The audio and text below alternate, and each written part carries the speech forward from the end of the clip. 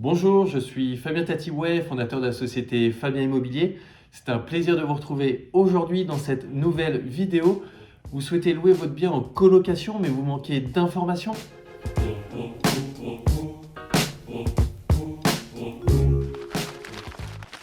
Prenons le cas de Martin qui souhaite également louer en colocation son appartement de 60 mètres carrés dans le but d'augmenter sa rentabilité. La première question que se pose Martin est: suis-je autorisé à louer mon appartement en colocation? Martin doit en tant que propriétaire vérifier que le règlement de copropriété ne comporte aucune contre-indication à l'installation d'une colocation. Bien souvent, vous trouverez une clause d'habitation bourgeoise. Pour la respecter, il faut que ce soit la résidence principale des colocataires, que les colocataires ne fassent pas autre chose de l'immeuble que de l'habiter.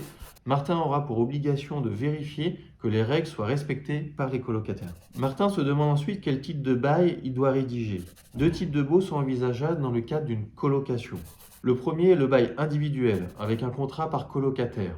Dans ce bail est indiquée la partie privative, mais également les parties communes du type salon, cuisine et salle de bain. Chaque colocataire est indépendant juridiquement, il n'existe pas de clause de solidarité entre les colocataires, et chacun est responsable de ses éventuelles dégradations ou impayés. Le second est par opposition au premier bail, le bail collectif. Un contrat unique pour tous les colocataires. Il peut être rédigé avec une clause de solidarité. Chaque colocataire est alors responsable des dégradations et des impayés des autres membres de la colocation. Ce type de bail nécessite, en théorie, moins de gestion de la part de Martin, mais une plus grande complexité dans la rédaction du bail et des avenants. La troisième et dernière question à laquelle doit répondre Martin avant de louer son appartement en colocation, c'est la question de la taille de son appartement. Est-il assez grand? Ici, la réglementation diffère en fonction du bail.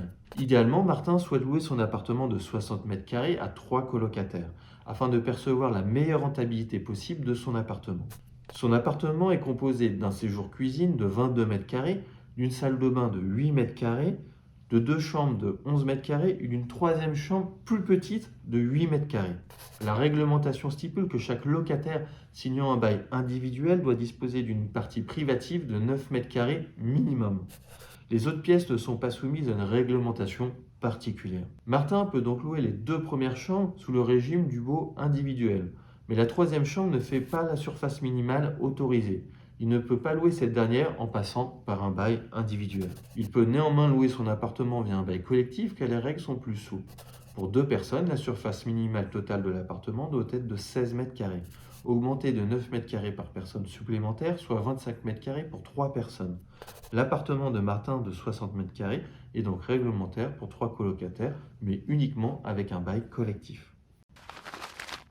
Vous avez maintenant, au même titre que Martin, toutes les clés pour savoir si votre bien immobilier est éligible à la colocation. Si vous avez d'autres questions, posez-les en commentaire et j'y répondrai avec plaisir. Vous pouvez également consulter notre rubrique conseils sur notre site internet pour trouver un maximum d'informations sur l'investissement locatif clé en main.